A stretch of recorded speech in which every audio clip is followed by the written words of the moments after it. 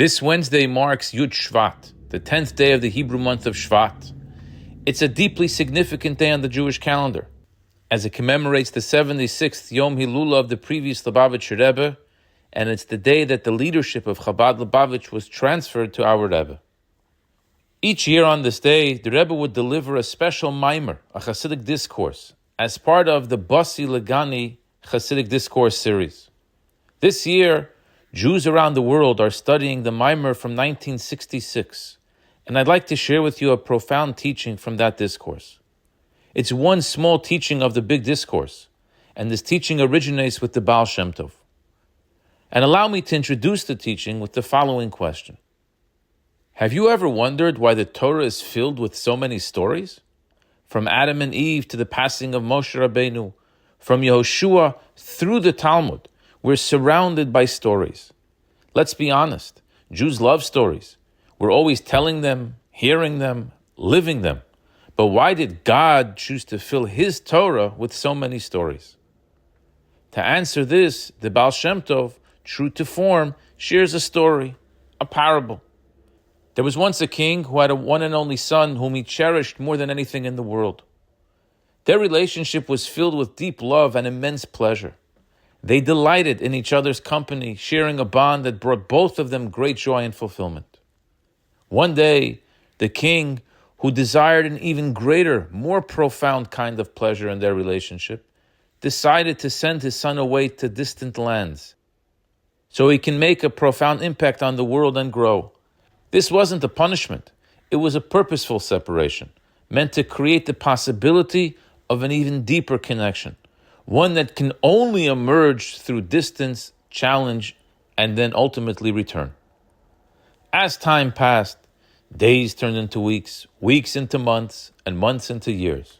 The prince began to forget where he came from. He adopted new customs, new philosophies, and a new way of life. Slowly, his values shifted. The ideals he once held dear, the dignity of the palace, the refined pleasures of royalty, the wisdom of his father became foreign to him.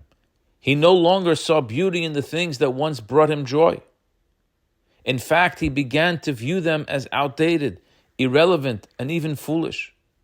His new friends had a new way of thinking, a new perspective on life. He embraced a worldview that was not only different, but diametrically opposed to the one that he was raised with. What once represented truth and meaning now seemed empty to him. The language of the palace, both literal and symbolic, no longer resonated. He and his father were now worlds apart, not just in distance, but in heart and mind.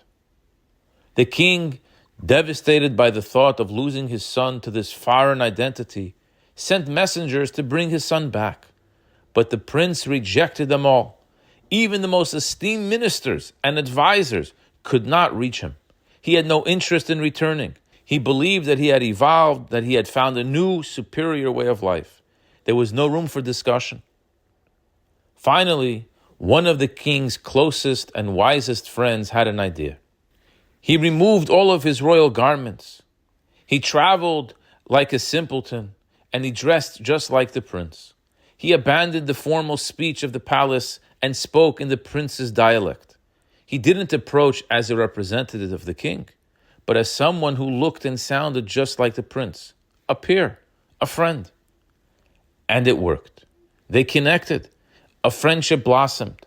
And through that bond, the wise friend was able to gently guide the prince back to his father, back to the relationship that once brought them both the deepest kind of pleasure. The Baal Shemtov explains, this is why the Torah is filled with stories.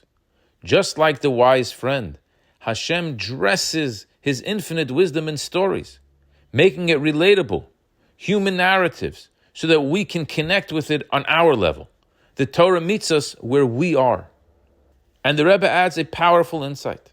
In the parable, the king and his son already had a beautiful, pleasurable relationship, even before they separated. The king didn't send his son away out of anger or disappointment. He did it to create the possibility of an even deeper, more refined pleasure, a connection that can only be achieved through distance and return, a pleasure that transcends the ordinary, the ultimate pleasure. This is the kind of relationship that Hashem desires with each and every one of us. And it's within our reach.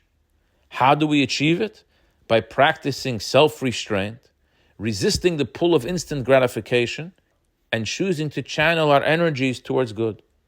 As the Maimer teaches, our mission is to transform the shtus de klipa, the foolishness of unholiness, our irrational justifications to indulge in ungodly behaviors, into shtus de kedusha, holy, joyful, and ultimately irrational devotion to God. We cannot limit ourselves to rational good behavior. We must use our energies to become extremists for the good, crazy good. When we do this, we prepare the world for the ultimate reunion, the eternal, most pleasurable relationship with God. Here, in this world, with the coming of Mashiach and the building of the third Beis HaMikdash. This is our mission, says the Rebbe. Now let's each do our part to bring this mission to completion. Wishing you a meaningful Yud Shvat and a good Shabbos.